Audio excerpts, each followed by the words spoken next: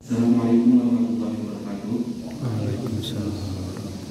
Jamaah salat zuhur masih tergolong kepada Allah. Alhamdulillah pada bulan kali ini, hari ke-24 Ramadan, kita berjumpa lagi dalam edisi terakhir Tausiah Ramadan. Insya Allah hari ini akan diisi oleh Ustaz Suwan Sakit. Dan untuk acaranya yaitu penyampaian tausiah oleh Ustaz selama 5 menit, kemudian dilanjutkan oleh sesi tanya jawab dan diikuti oleh pembacaan doa. Maaf mungkin ada gangguan teknis. Langsung saja mungkin kita simak tausiah dari Ustaz Ustaz saya.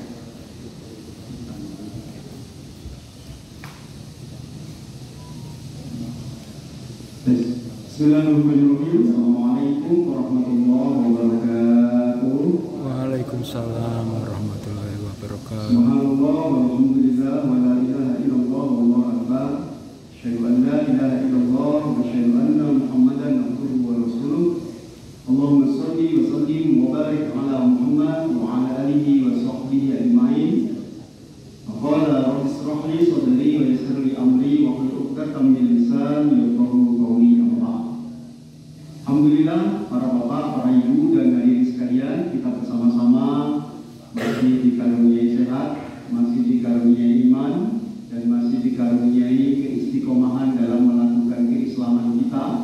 Mudah-mudahan seluruhnya yang kita lakukan senantiasa dicatat oleh Allah sebagai bagian dari amal-amal ibadah yang terbaik. Yang kedua, bersalawat kita kepada baginda Nabi Muhammad sallallahu alaihi wasallam selaku panutan dan selaku idola kita sekalian. Bapak, Ibu, dan hadirin sekalian, sebelum kita masuk materi inti yang akan saya bahas adalah seputar karakter manusia yang bisa menggagalkan dia mendapatkan kemuliaan di sisi Allah. Jadi ada satu karakter, ini laptop saya blank terus nih, kenapa nih ketika masuk sini? Jadi kena musibah. Tadi ketika dipakai di sekolah enggak, ya. Tapi begitu masuk di sini kok jadi ngeblank deh. Kayaknya nggak mau sahabat dengan masjid bahkan. Baik-baik sekalian yang dirahmati oleh Allah, sekali lagi ada satu karakter yang karakter itu kadang-kadang kita melupakan atau pura-pura tidak ingat, gitu ya.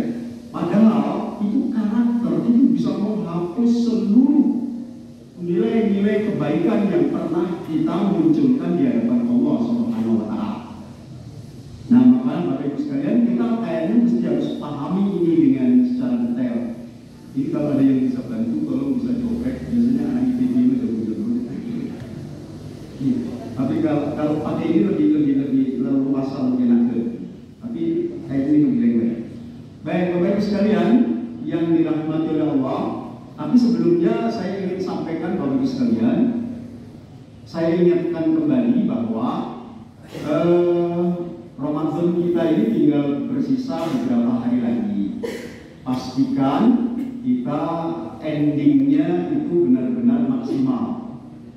Sebab akan kita, apa sih sebenarnya target utama Ramadan itu sebenarnya cuma dua sebenarnya. Kalau kita lihat, satu, maghfirah, ampunan Allah dari semua dosa yang pernah kita lakukan. Kalau kita dapatin itu berarti sukses kita. Tapi sebaliknya kalau kita nggak dapatin itu, maka kita akan menjadi seperti yang dikatakan oleh Rasulullah, ba'udah 3 kali, celaka.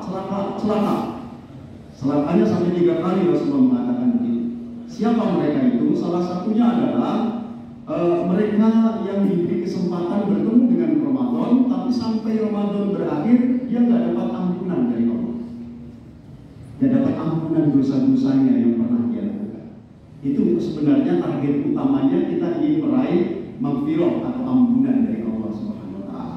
Yang kedua, target utamanya sebenarnya kami ingatkan kembali, kita pengen setiap tahun itu dapat nilai ini. nilai kita mendapatkan 1000 bulan itu. 1000 bulan itu nggak main-main Bapak Ibu sekalian. Itu adalah senilai dengan orang beribadah 83 tahun 4 bulan. Bayangkan kalau kita tiap tahun dapat itu akan menjadi sesuatu yang luar biasa ketika nanti kita di hadapan Allah. Baik Bapak Ibu sekalian, kalau kita nggak dapetin itu berarti ya rugi. Masalahnya itu tempatnya, waktunya disembunyikan oleh Allah. Cuman dikasih garis besar aja, dikasih rambu-rambu oleh Rasulullah, cari di 10 hari yang terakhir di bulan suci Ramadan. Cuman itu terjadi di malam hari, bukan siang hari. Silakan dicari, silakan dijemput, silakan dijemput dan silakan diselamat datangi. Mudah-mudahan kita bisa bertemu dengan hari atau waktu malam itu. Baik, Bapak Ibu sekalian, yang kita lanjutkan kembali yang tadi saya sebutkan bahwa ada karakter ini disebutkan oleh Al-Quran dalam surat Al-Isra. Ini berulang beberapa tempat Bapak Ibu sekalian, ada beberapa tempat dalam Al-Quran ini yang menyatakan hal yang seidentik dengan itu. Ada dalam surat Al-Isra ayat 37, bunyi ayatnya adalah la tamshi fil ardi maraha innaka lan tahriqa al-arda wa lan tablugha al-jibala nutula. Artinya begini Bapak Ibu sekalian, janganlah kalian semuanya ini engkau suka berjalan di atas bumi ini dengan membawa karakter kesombongan. Al-ghir, yaitu sifat kesombongan. Karena sombong itu adalah engkau tidak akan bisa melewati apa-apa yang ada di bumi ini, di jagat raya ini, dan kalian tidak akan bisa menembus kehebatan dunia ini yang disebutkan oleh Allah. Tidak akan yang memiliki sifat itu kecuali hanya Allah Subhanahu wa Ta'ala. Jadi Bapak Ibu sekalian, apa yang kita tangkap di sini, lantam sifil ardi maroha. Janganlah kamu melalui kehidupan di dunia ini dengan membawa karakter yang namanya sifat kesombongan, sifat sombong. Sombong itu disebutkan bahwa ada beberapa istilah yang banyak dijumpai di ayat itu, baik sombong yang sifatnya individual atau sombong yang sifatnya kelompok. Makanya Bapak Ibu sekalian, jangan sampai kita memiliki karakter ini, karena karakter ini bisa menyebabkan manusia itu benar-benar akan dihinakan oleh Allah meskipun dia punya banyak amal-amal ibadah.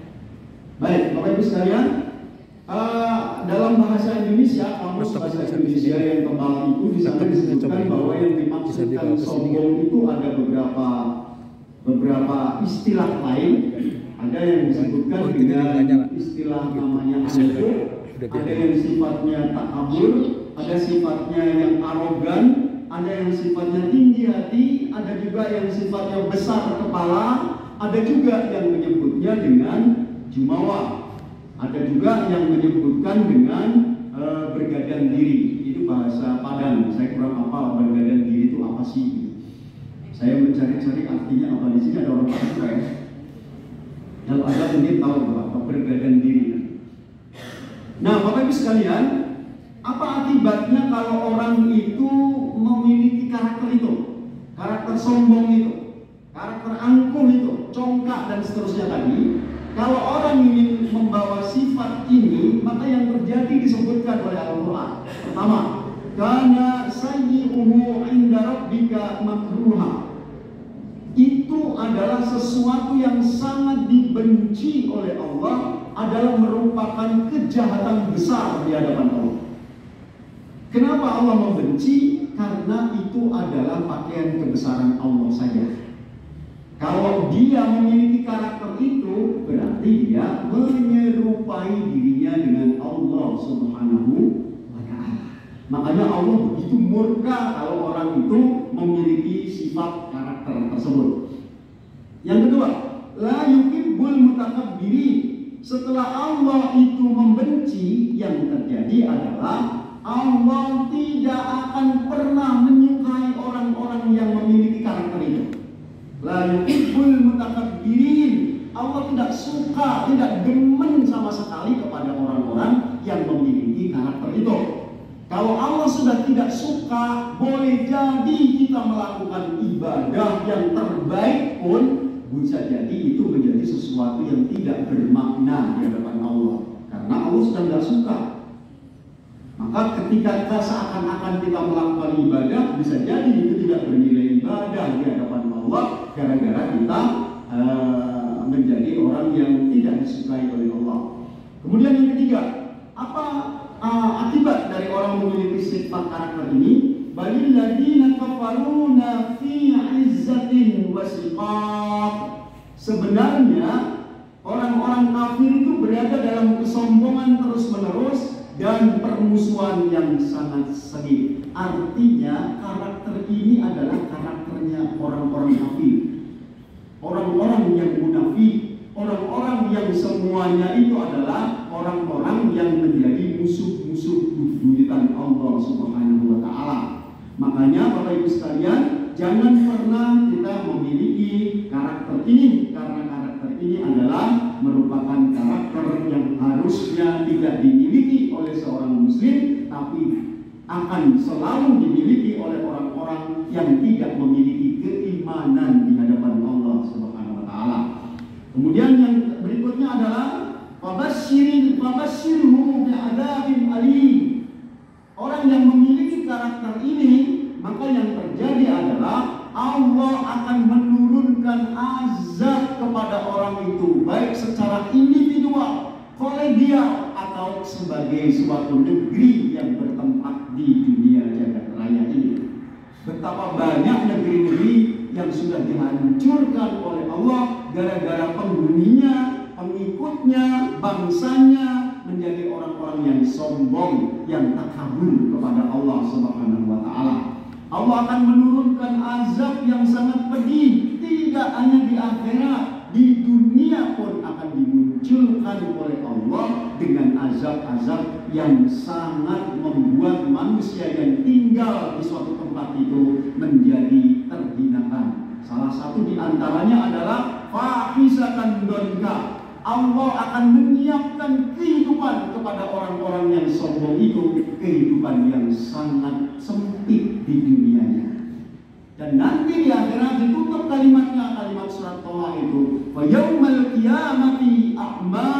Nanti ketika dia itu di akhirat akan dibangkitkan oleh Allah menuju mahsyar itu dalam keadaan matanya terbutakan, matanya dibutakan oleh Allah Subhanahu wa Ta'ala. Ini azab yang sangat pedih bagi orang-orang yang sudah berjalan melewati hari-hari yang sangat sulit di akhirat itu, tapi dia dalam keadaan buta.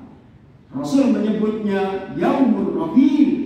Hari akhirat itu adalah hari-hari yang sulit, hari-hari yang berat, hari-hari yang sangat menyusahkan diri orang-orang yang hidup pada saat itu. Maka hadirin sekalian, pastikan kita menjadi orang-orang yang tidak memiliki karakter itu. Para hadirin sekalian yang dirahmati oleh Allah, ayat yang seidentik dengan itu ada di dalam surat Luqman ayat 18, Al-A'raf 146, An-Nahl ayat 22, Al-Baqarah ayat 34, kemudian An-Nahl 29, Az-Zumar 60, Al-Isra 27, Al-Ghafir ayat 60. Banyak sekali ayat-ayat yang intinya harusnya mengingatkan kita jangan sampai memiliki karakter itu. Terakhir Bapak Ibu sekalian, ternyata karakter sombong itu adalah karakternya iblis. Iblis pernah menyatakan di hadapan Allah, qala ana khairum minhu khalaqtani min nar wa khalaqtahu min tin. Akulah yang lebih baik daripada mereka, daripada dia, kata iblis. Maksudnya dia membandingkan dirinya, iblis itu dengan golongan Adam. Dia menganggap dirinya paling lebih baik daripada Adam. Saya diciptakan oleh Allah itu dari api, sementara dia Adam itu diciptakan olehnya dari tanah, saripati tanah. Artinya iblis menganggap bahwa api itu lebih mulia, api itu lebih hebat, api itu lebih baik dibanding dengan tanah. Padahal dalam kenyataan sehari-hari tidak ada ceritanya api bisa memenangkan atau bisa mengalahkan tanah. Tapi yang terjadi adalah api bisa dikalahkan dengan tanah. Hadirin yang dirahmati oleh Allah. Kemudian apa penyebab orang itu bisa memiliki karakter sombong ini? Bapak Ibu sekalian, yang terjadi adalah sombong ini ternyata ada beberapa macam. Ada al-kibr billah, yaitu sombong kepada Allah Subhanahu wa taala. Sombong kepada Allah itu bentuknya apa sih? Bentuknya bisa dia enggan melakukan ibadah kepada Allah. Bisa dia itu menolak diajak beribadah kepada Allah. Bisa juga sombong kepada Allah itu menyatakan dirinya tidak ada yang lebih bisa mengalahkan dirinya. Ketika dia menganggap dirinya tidak ada lagi yang bisa mengalahkan dirinya lagi, berarti orang itu sudah mulai sombong kepada Allah, karena hakikatnya adalah dia menyerupai Fir'aun. Fir'aun itu adalah dia menganggap dirinya ana rabbukumul a'la, akulah Tuhan yang tertinggi, tidak ada Tuhan lagi setelah aku. Kata Fir'aun. Makanya Fir'aun itu menganggap dirinya yang paling hebat, paling mulia. Maka yang terjadi adalah dia digolongkan oleh Allah sebagai golongan makhluk yang sombong kepada Allah Subhanahu wa taala. Baik, yang berikutnya hadirin sekalian yaitu al-kibr bi Rasul, yaitu sombong kepada Rasul. Bentuknya apa sih sombong kepada Rasul itu? Pertama, sombong kepada Rasul itu adalah tidak mau mengakui ajaran Rasul itu bisa dipakai sebagai pedoman hidupnya, atau sering disebut sebagai kelompok ingkar sunnah. Ingkar sunnah ini sudah banyak menggejala di kalangan bangsa Indonesia. Banyak orang-orang yang tidak mau lagi diatur oleh aturan sunnah Rasul, tapi dia masih mau diatur oleh ajaran Al-Quran. Maka yang terjadi, orang-orang yang ingkar sunnah ini, maka dia termasuk bagian dari orang yang sombong kepada Rasulullah. Contoh misalnya kita banyak menjumpai di masyarakat kita ini sering ada yang namanya tradisi standing party. Standing party itu jelas-jelas itu menyalahi aturan Rasulullah SAW. Di saat ada hajatan, di saat ada upacara-upacara ritual, maka banyak terjadi orang makan sambil berjalan, makan sambil berdiri. Padahal makan dan berdiri itu jelas-jelas melanggar aturan dari Rasulullah SAW. Yang sering terjadi adalah itu masih banyak terjadi di kalangan kita. Kenapa orang cenderung tidak mau pakai itu atau cenderung masih terus meneruskan budaya itu? Karena Bapak Ibu sekalian yang dirahmati oleh Allah, orang cenderung menjadi orang tidak mau lagi mengakui kebenaran ajaran Rasul sebagai panduan. Yang kedua itu ternyata orang tidak tahunya itu disebabkan karena jarang mengkaji yang namanya sunnah Rasul. Makanya saya mensarankan kepada para hadirin sekalian, khususnya di masjid ini, kalau bisa ya minimal Riyadhus Shalihin. Riyadhus Shalihin itu habis sholat duhur itu dibacakan satu hadis saja, sekali aja habis sholat duhur, misalkan begitu. Sebab dengan cara demikian, kalau setiap hari baca satu hadis, nanti selama setahun sudah 365 hadis yang kita pernah dengar.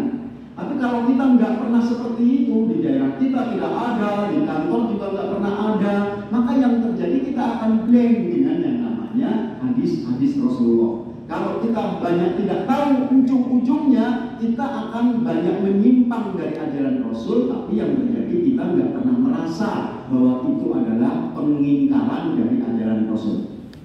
Nah, itu Bapak Ibu sekalian, itu yang terjadi, banyak terjadi seperti itu. Yang kedua, tanda orang yang menjadi rasul adalah orang tersebut adalah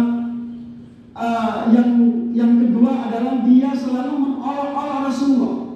Dia tidak lagi mau mengakui bahwa Rasulullah itu adalah salah satu di antara manusia pilihan, tapi dia menganggap bahwa dia itu sama dengan kita. Kalau itu yang terjadi sama dengan pengakuan Abu Lahab. Abu Lahab juga begitu. Abu Lahab itu tidak pernah mau mengakui bahwa Muhammad itu lebih daripada dirinya. Maka yang terjadi, Abu Lahab dimasuk golongan oleh Allah sebagai golongan orang-orang yang ingkar kepada ajaran Rasul, yaitu dia menganggap dirinya, menganggap bahwa Rasulullah itu tidak jauh beda dari manusia pada umumnya. Dan yang terakhir, hadirin sekalian, orang yang termasuk sombong kepada Rasul, sombong kepada Rasul itu adalah membiarkan Rasulullah dihina, dilecehkan, dihinakan, disebut-sebut sebagai orang-orang yang tidak pernah sesuai dengan kaidah kemanusiaan. Maka ketika itu terus-menerus dibumingkan, sementara kita tidak pernah mau menangkal adanya itu dan tidak ada upaya sedikit pun untuk menghentikan ajaran itu, maka yang terjadi kita masuk kategori orang-orang yang sombong, tidak mau memperjuangkan ajaran-ajaran Rasul.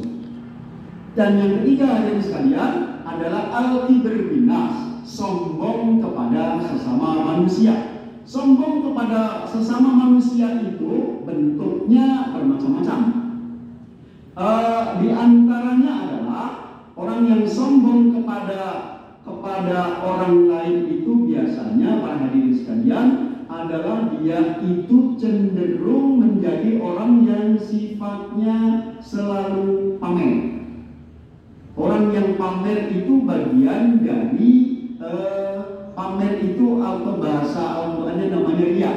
Riya itu adalah kesombongan seorang hamba kepada sesama yang lain, menganggap dirinya paling hebat, menganggap dirinya dia itu paling sukses. Makanya ditunjukkan orang kepada orang lain, supaya orang lain tahu bahwa dirinya ini adalah orang hebat yang telah berhasil. Nah, orang-orang yang seperti ini adalah masuk kategori orang-orang yang sombong awal. Awal dari kesombongan itu dari situ munculnya. Maka Bapak Ibu sekalian, biasanya kalau menjelang Lebaran begini, banyak orang-orang yang akan muncul sifat pamernya itu bertubi-tubi. Kenapa? Misalnya dia kepingin mudik dengan pakai mobil charteran, atau mobil itu diaku-aku sebagai itu, seakan-akan dia itu menjadi orang sukses di daerah kotanya. Maka itu dibawa ke daerahnya, tujuannya untuk apa? Untuk membuat orang lain itu supaya tahu bahwa dirinya itu sudah menjadi orang sukses di kota. Nah, padahal tidak seperti itu yang dimaksudkan. Baik, Bapak Ibu sekalian, yang kedua adalah sifat ujub. Sifat ujub ini adalah sifat merasa dirinya paling benar dan paling hebat sendiri. Dan ujungnya, kalau dia merasa paling hebat dan paling benar sendiri, biasanya orang seperti ini sudah a priori dengan yang namanya kritikan. Orang yang seperti ini biasanya sudah tidak mau ditunjukkan jalan yang benarnya. Makanya orang yang sombong seperti ini merasa dirinya paling hebat, merasa dirinya paling baik, merasa dirinya paling super. Maka yang terjadi adalah kesananya seperti kata Rasulullah, sombong sejati itu dua sifat utamanya ada pada dirinya. Batarul haq wa ghimdun nas, yaitu merasa tidak butuh dengan ditunjukkan kebenaran, tidak suka ditunjukkan kebenaran, dan yang kedua selalu merendahkan orang lain. Nah, biasanya orang-orang yang sudah merasa dirinya paling hebat, merasa dirinya paling super, ini biasanya adalah dia cenderung menjadi orang-orang yang akan merendahkan orang lain. Biasanya konsekuensinya begitu. Kalau dia sudah merasa paling hebat, menganggap orang-orang di sekitarnya itu kecil, sementara dia adalah orang hebat. Terus kemudian tanda orang yang selalu sombong kepada sesama itu adalah selalu ingin menang sendiri. Orang yang selalu ingin menang sendiri berarti dia itu ingin menganggap dirinya yang paling super, dirinya yang paling berjasa, dirinya yang paling punya banyak nilai di hadapan manusia. Masjid ini kalau tidak ada saya maka tidak akan sehebat ini. Dan ketika orang lain berusaha memberikan petunjuk, memberikan arahan, maka yang terjadi semuanya itu ditolak mentah-mentah. Maka ketika orang itu sudah seperti ini, berarti hakikatnya orang tersebut sudah terbesit namanya penyakit kesombongan. Bapak, Ibu, dan hadirin sekalian yang dirahmati oleh Allah. Kemudian yang berikutnya adalah tanda kesombongan itu selalu haus dengan pujian. Nah, riya itu karena ingin dilihat. Makanya biasanya ciri khasnya kalau ingin dilihat itu biasanya Bapak Ibu sekalian kemana-mana itu selalu ujung-ujungnya selalu selfie. Biasanya orang selfie itu ujung-ujungnya mau kemana sih?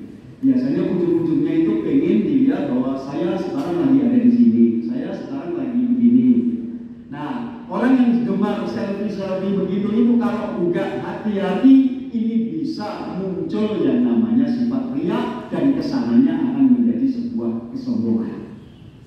Dan berikutnya hadirin sekalian, dia haus pujian. Kalau tidak ada yang mengapresiasi dirinya, tidak ada yang memuji dirinya, maka dia akan cenderung menjadi orang yang undung. Gampangnya dia gampang undungan. Kenapa? Karena nggak ada yang memperhatikan dia, nggak ada yang berusaha menilai dia, nggak ada yang berusaha memberikan apresiasi kepada dia. Ketika semua orang sudah cuek kepada dirinya, dia akan cenderung menjadi orang-orang yang tadi haus pujian. Kesananya dia akan menjadi orang yang mudah putus asa. Orang yang mudah putus asa ini adalah salah satu indikator sifat kesombongan yang ada pada dirinya. Baik, Bapak Ibu sekalian yang dirahmati oleh Allah. Kemudian tanda orang-orang yang sombong kepada sesama itu diantaranya adalah sering berbuat kasar. Sering berbuat kasar itu bisa dalam bentuk ucapan. Misalnya ada kata-kata dia yang selalu membuat orang lain jadi tersakiti. Nah, kadang-kadang dengan ucapannya itu saja membuat orang lain jadi tertembak begitu. Ada antaranya orang yang seperti itu. Ada juga dalam bentuk memberikan ide. Ketika membuat ide-ide itu selalu bersifat menyerang orang. Jadi bukan memberikan ide yang sifatnya memberikan pembenaran atau sifatnya membuat sesuatu yang perubahan, bukan seperti itu.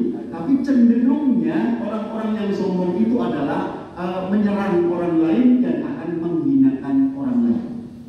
Nah, berbuat kasar dari ide-ide ini akan bisa berbahaya kalau akan bisa menyebabkan menjadi sebuah kesanan, menjadi sebuah kebijakan. Kemudian bentuk berbuat kasar ini adalah tidak ada kesopanan sedikit pun bagi dirinya. Artinya dia cenderung menjadi orang-orang yang merasa dirinya semakin tinggi. Tandanya, indikatornya kalau tidak sopan itu cenderung banyak menggunakan kata telunjuk. Telunjuknya yang paling banyak berbunyi. Orang yang sombong itu biasanya begini-begini. Nah, tapi beda dengan orang yang tawadhu itu biasanya pakai jempol. Nah, orang yang banyak menggunakan jempolnya itu insya Allah orang-orang yang tawadhu.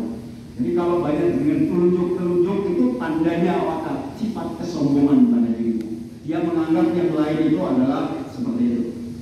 Baik, berikutnya adalah bersifat kasar itu bisa jadi sering terjadi pembentakan, suka membentak orang lain. Tidak bersifat mengayomi, tapi justru menyakiti dalam bentuk bentakan-bentakan. Biasanya ini sering terjadi antara majikan dengan pembantu rumah tangga. Itu suka dikasarin, gitu ya. Biasanya begitu. Atau seorang bos dengan seorang bawahan. Biasanya kalau seorang bos itu suka berbuat semena-mena. Padahal dia itu juga manusia pula yang perlu juga diberi Baik, Bapak Ibu sekalian, yang berikutnya yang masih bersifat kasar itu bisa berbentuk menjadi menghina orang itu. Orang yang menjadi lawan bicaranya, orang yang ada di depannya, orang yang ada di sekitarnya, itu bisa dihina-hina dengan ucapan dia, dengan perbuatan dia. Direndahin, bahkan pulangnya sampai membawa sakit hati yang berkepanjangan. Bisa menjadi sebuah nilai yang membuat orang lain menjadi tidak nyaman. Baik, Bapak Ibu sekalian, itulah yang terkait dengan berbuat kasar yang sifatnya satu indikator kesombongan seorang hamba.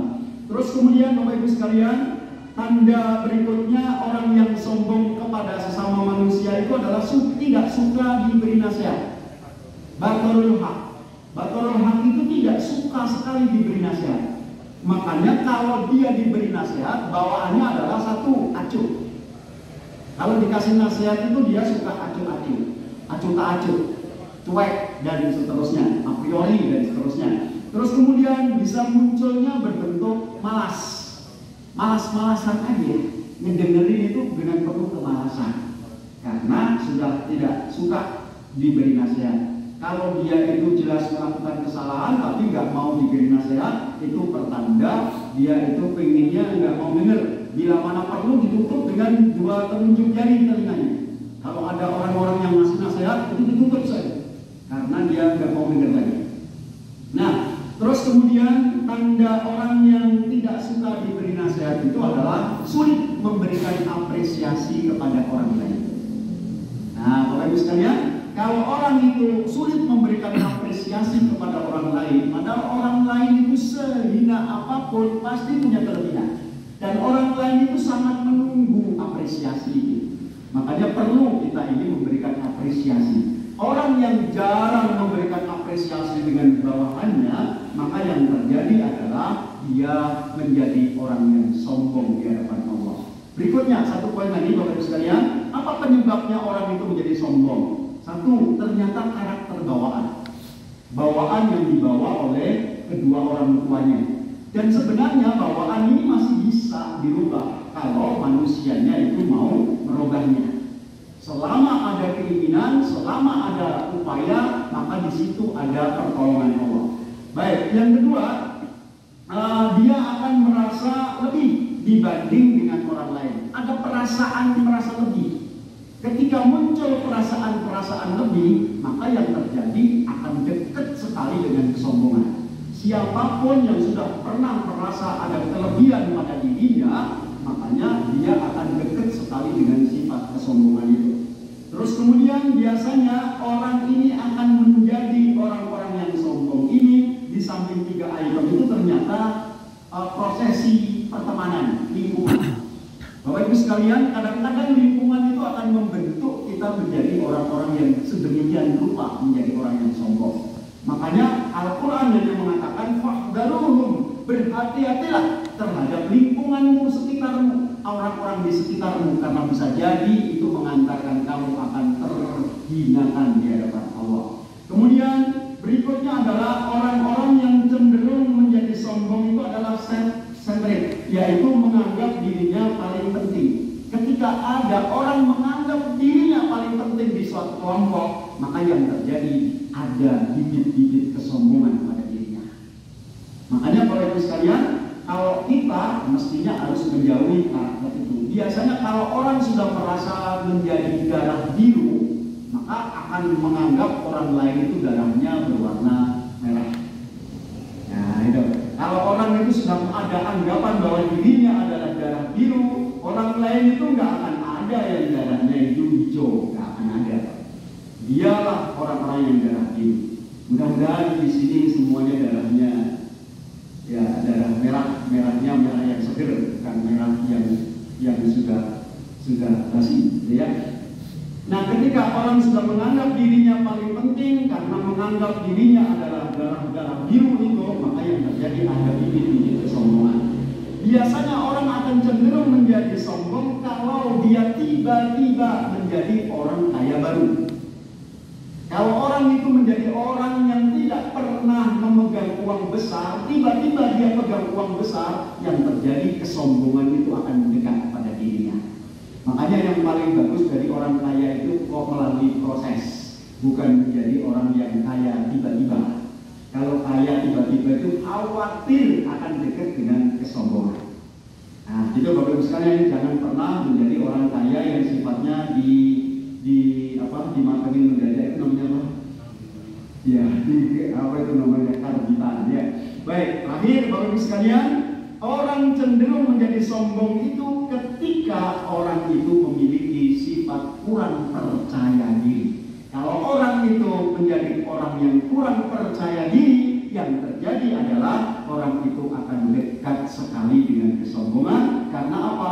Dia akan menjadi orang-orang yang gampang putus asa. Makanya Al-Quran yang memerintahkan wala tayasu min rahmatillah dan seterusnya. Janganlah kamu menjadi orang-orang yang gampang sekali berputus asa. Kenapa? Karena salah satu penyebab munculnya putus asa itu karena kita kurang percaya diri bahwa kita ini pasti punya kelebihan dibanding dengan orang lain. Orang lain belum tentu punya apa yang kita punyai. Kita punya yakin itu, insya Allah kita akan jauh dari kesombongan. Baik Bapak Ibu sekalian, kayaknya itu mungkin yang bisa kita bahas. Karena tadi akan ada sesi yang lain selain penjelasan ini, maka diharapkan ada feedback dari Bapak Ibu sekalian. Maka dipersilakan. Baik, terima kasih saudara. Jadi untuk selanjutnya sesuai menjawab, silakan bagi yang bertanya.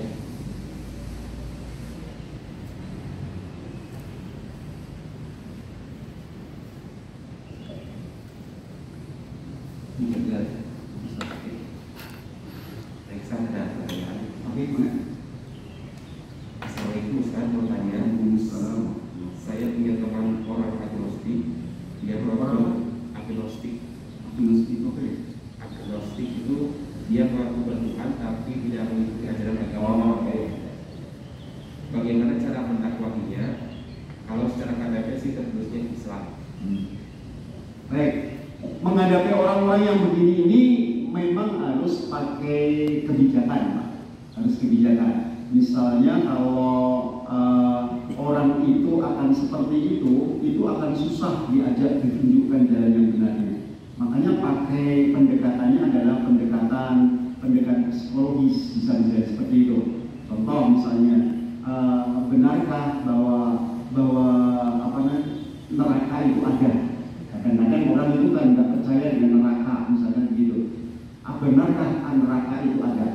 Kalau ada, kenapa mesti harus ada iblis? Iblis itu nggak akan merasa kesakitan dong, karena dia diciptakan dari api juga.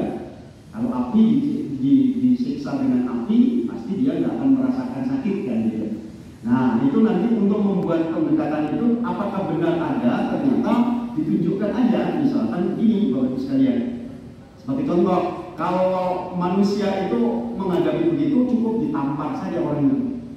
Misalkan diberikan pendekatan ditampar sekali pek begitu, orang itu nanti ditanya, kamu merasakan sakit nggak?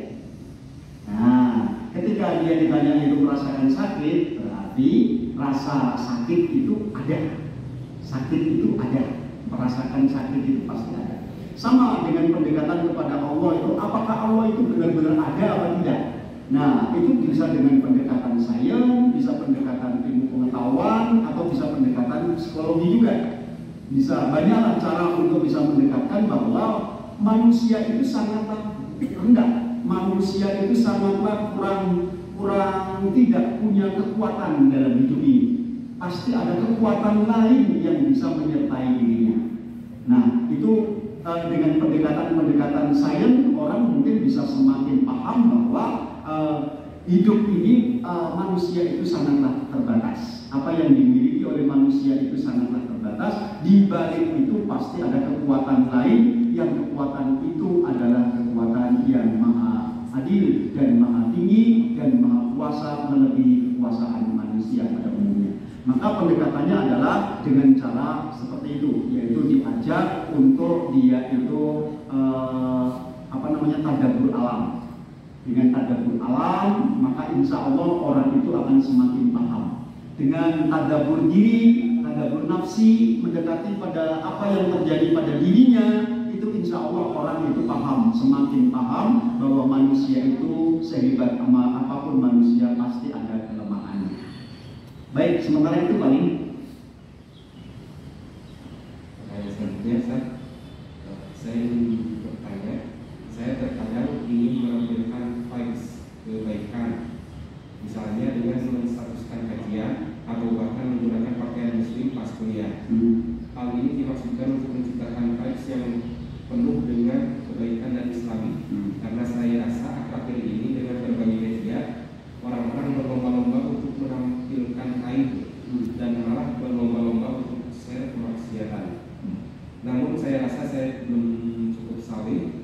Saya selalu berasa menagih jika saya bisa kebaikan. Menurut Pak Ustadz, bagaimana ya? Jadi begini aja, Bapak Ibu sekalian, innamal a'malu binniyat. Segala perbuatan manusia itu sangat bergantung pada niatnya masing-masing. Sama kayak tadi selfie. Apakah saya perlu selfie atau enggak sedikit? Sebab semua orang itu kalau berada di satu wilayah tertentu yang baru cenderung pengen selfie. Kalau enggak selfie, ada yang kurang dalam hidup ini. Seperti sayur kurang garam, kan gitu ya. Maka apa boleh saya selfie? Boleh-boleh saja, tergantung niatnya mau apa. Nah, niatnya apa? Sama dengan tadi pertanyaan. Ketika dia pakai baju jubah, ketika dia pakai suasana busana muslim, apakah ini perlu kita munculkan di hadapan manusia pada umumnya? Nah, kalau niat kita ini pengen dakwah, karena Islam itu perlu dikembangkan dengan dakwah juga. Kadang-kadang orang lain itu tidak paham itu karena ketidakadanya pembiasaan. Ketidakadanya pembiasaan itu berjalan di antara kita. Makanya pembiasaan itu perlu dimunculkan. Contohnya tadi berpakaian jubah itu kalau tidak menjadi sesuatu yang biasa itu berat. Makanya itu perlu dimunculkan bahwa Islam itu bisa diantaranya seperti itu, memakai busana yang ala Rasulullah, ala para sahabat dan seterusnya. Kenapa itu disebut sebagai busana muslim yang baik? Ya, salah satu di antara indikatornya adalah tidak sampai di bawah mata kaki, tidak sampai melewati mata kaki. Nah, itu kan ajaran Islamnya kan begitu. Kalau melewati mata kaki itu kan sudah menyalahi salah satu aturan. Nah, kembali ke pokok. Jadi semuanya sangat bergantung kepada niat yang ada dalam hati kita masing-masing. Jadi kalau niat kita benar, maka itu akan menjadi sebuah kebaikan. Kalau niat kita salah, niat kita ini adalah dunia, maka yang terjadi oleh Allah ya diberi oleh Allah. Seperti contohnya kita melakukan sholat tahajud, ya mulai sholat tarawih dan seterusnya. Kalau niat kita ini pengen lulus ujian, apa nggak diberi oleh Allah? Diberi. Wa may yurid shawabad dunya nutihi minha. Siapa yang pengen melakukan kebaikan ini, niatnya adalah untuk dunia, aku sempurnakan dunia ini, sempurnakan dunia ini. Tapi di akhiratnya nol, tidak punya nilai. Karena apa? Sudah diberikan oleh Allah niat seperti apa yang diniatkan. Makanya jangan sampai niat salah. Maka apakah tidak boleh kita niatnya untuk akhirat? Wa may yurid shawabal akhirati nutihi minha. Kalau orang itu niatnya untuk akhirat saja, ya Allah akan beri, simpan itu semuanya akan diberikan nanti di akhirat. Maka yang paling bagus adalah awazun saja, ya dunia, ya akhirat. Jadi kita niatkan jangan semata-mata untuk dunia saja, tapi semata-mata dunia dan akhirat. Karena akhirat jauh lebih mulia nantinya di hadapan Allah Subhanahu wa taala. Siapa yang niatnya karena untuk akhirat, maka dunianya akan dengan sendirinya akan ikut. Tetapi kalau niatnya dunia, akhiratnya tidak akan pernah ikut. Jadi pokoknya adalah sempurnakan niat kita. Sempurnakan niat kita supaya niat kita tidak berada di dalam niat yang salah. Ini yang oh, boleh. Ini udah jam 1 gak apa-apa. Habis di kantor sudah mulai harus masuk gitu. Oh masih ada toleran, maka silakan. Bagaimana sikap kita bila ada pejabat yang bersifat sombong pada bawahannya? Padahal katanya tunggu seorang ustaz. Haruskah kita beri sumpah serapah atau kita doakan biar dapat hidayah? Seorang muslim itu tidak boleh Pak melakukan sumpah serapah ya. nyumpahin orang-orang seperti itu yang berbuat kesalahan itu jangan disumpahin. Yang paling bagus adalah cari orang-orang yang dianggap orang itu punya karisma di hadapan orang itu. Misalnya kalau dia itu sebagai kepala kantor, di atas kepala kantor itu kan ada orang lain, ya kan? Pendekatan kita adalah pendekatan melalui itu aja. Nah, di antara misalkan biasanya kepala kantor itu akan jauh lebih bisa dikalahkan oleh istrinya orang kantor. Biasanya itu kan kalah dengan istrinya. Maka dekatinya, cara mendekati orang itu melalui istrinya saja. Nah, itu jauh lebih enak pendekatan kita dan tidak menyakiti orang gitu. Atau tadi kita pakai orang yang disegani tadi. Siapa yang disegani orang ini nih? Kalau yang disegani ini orang-orang di atas dia, nah kita pakai tangan orang lain. Nah, pendekatan kita jauh lebih bijak dan tidak akan menyakiti semua orang. Cukup hanya satu orang saja yang akan kita jadikan dia supaya tidak menjadi orang yang sombong. Paling begitu pendekatannya Bapak Ibu sekalian. Mangga. Terima kasih saudara jawaban-jawabannya. Semoga bermanfaat bagi kita semua dan semoga bagi kita untuk memanfaatkan hari kami Ramadan. Kemudian mungkin untuk sebagai berikutnya silakan dipimpin doa. Oke, baik. Bapak sekalian, mari kita bersama-sama memohon kepada Allah, meminta berdoa dengan apa yang ada pada diri hati kita masing-masing. Mudah-mudahan apa yang menjadi keinginan, harapan, doa dan cita-cita kita dijabah oleh Allah Subhanahu wa taala. Bismillahirrahmanirrahim. Allahumma shalli wa sallim mubarik ala Muhammad wa ala alihi wa sahbihi ajmain.